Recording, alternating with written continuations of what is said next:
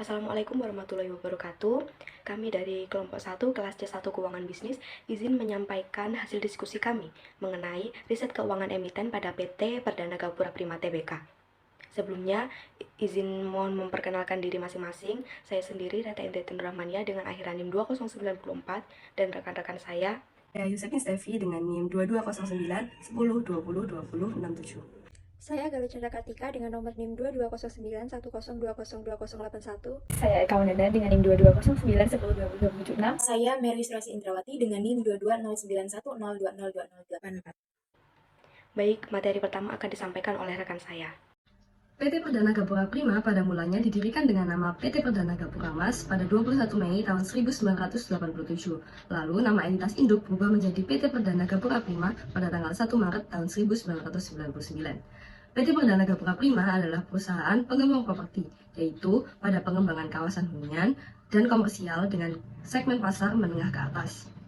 Tidak hanya hunian land house, namun juga mengembangkan proyek-proyek mixed use dan gedung-gedung bertingkat di dalam dan luar Jakarta. Beberapa proyek yang berhasil didistribusikan kepada konsumen seperti perumahan, apartemen, perkantoran, mal, tempat rekreasi, dan perhotelan.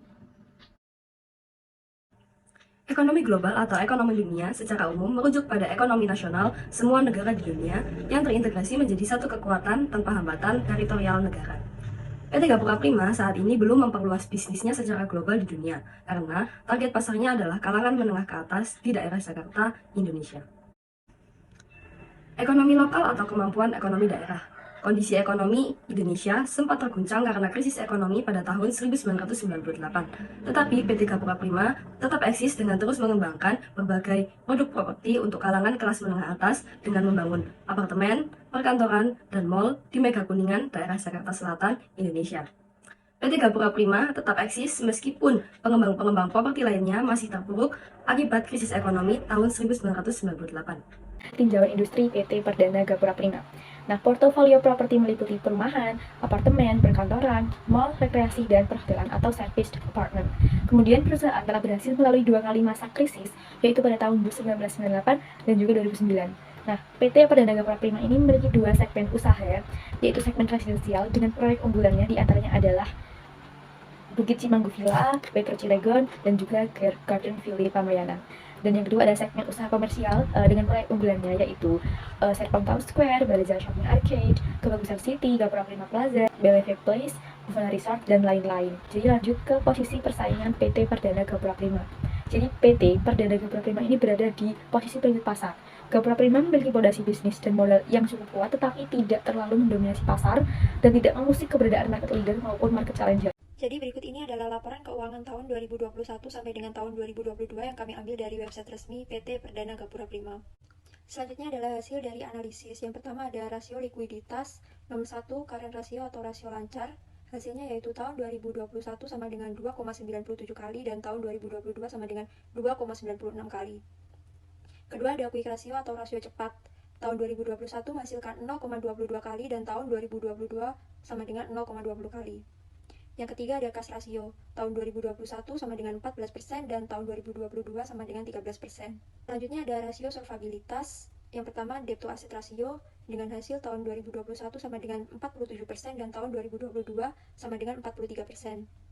Yang kedua ada debt to equity ratio dengan hasil tahun 2021 sama dengan 59% dan tahun 2022 sama dengan 51%.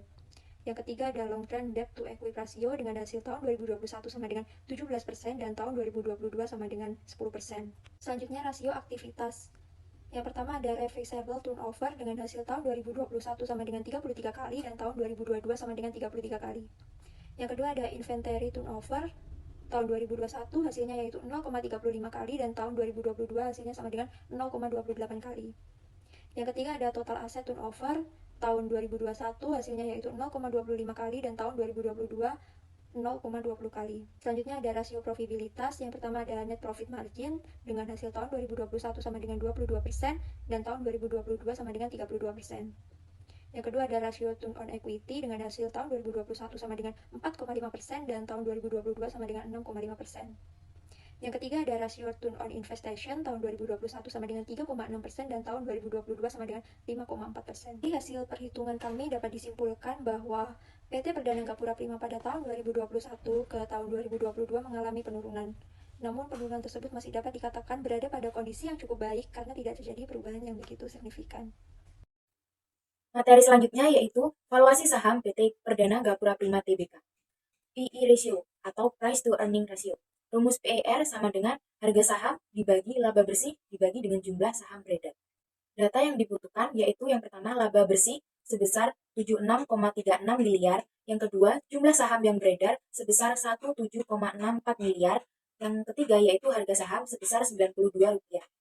Jadi PE ratio-nya sama dengan 4,71 kali.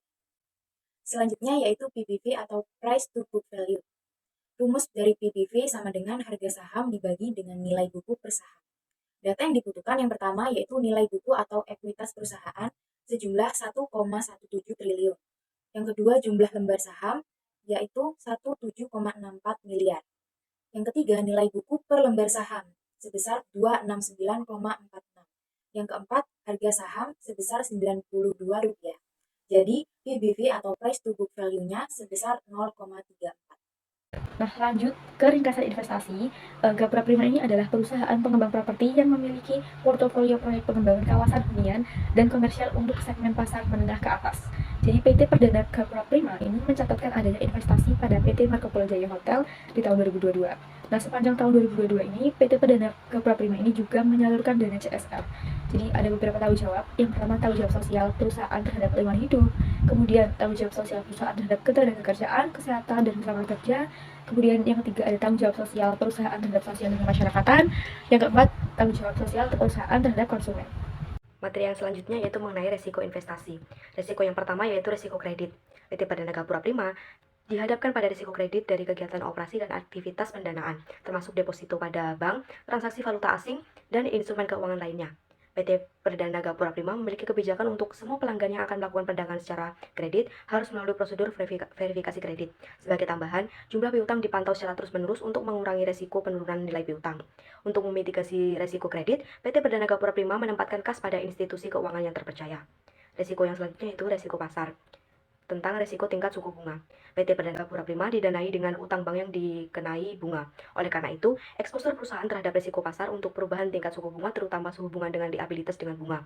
Kebijakan mitigasi PT Perdana Gapura Prima adalah mendapatkan tingkat suku bunga yang paling menguntungkan tanpa meningkatkan eksposur terhadap mata uang asing, yaitu dengan mengendalikan beban bunga dengan membuat kombinasi antara utang bank dan utang pembiayaan dengan tingkat suku bunga tetap dan mengambang.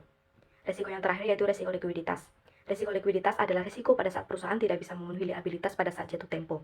Mitigasi dari manajemen PT Perdana Gapura Prima adalah dengan melakukan evaluasi dan pengawasan yang ketat atas arus kas masuk dan kas keluar untuk memastikan ketersediaannya dana untuk memenuhi kebutuhan pembayaran liabilitas yang jatuh tempo.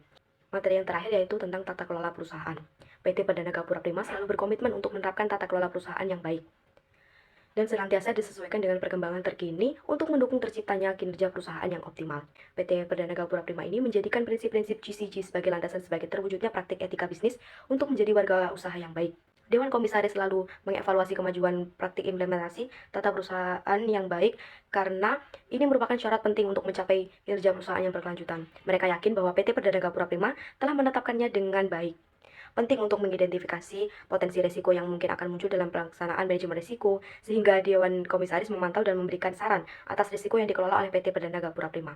Mereka percaya bahwa PT Perdana Gapura Prima ini telah membangun sistem pemantauan risiko dan menerapkan pedoman tata kelola perusahaan, manajemen risiko, dan sistem pengendalian internal yang baik. Berdasarkan rasionalisasi model valuasi saham, dapat disimpulkan bahwa saham PT Perdana Gapura Prima adalah tindakan hold.